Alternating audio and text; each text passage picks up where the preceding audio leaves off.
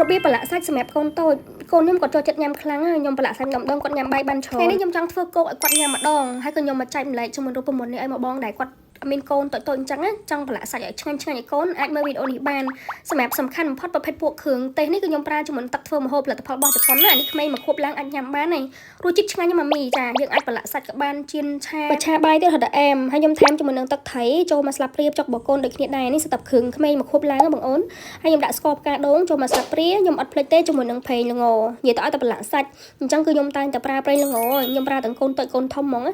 ញ៉ាំជាលក្ខណៈគ្រួសារហើយនេះរូបរាងសាច់ដែលខ្ញុំប្រឡាក់ហើយនេះគឺពេលដែលខ្ញុំប្រឡាក់ភ្លាមអញ្ចឹងយកទៅអាំងភ្លាមរសជាតិវារៀងស្រាលអញ្ចឹងក៏ខ្ញុំថែមជាមួយនឹងស្រាយរួចបាយដែរ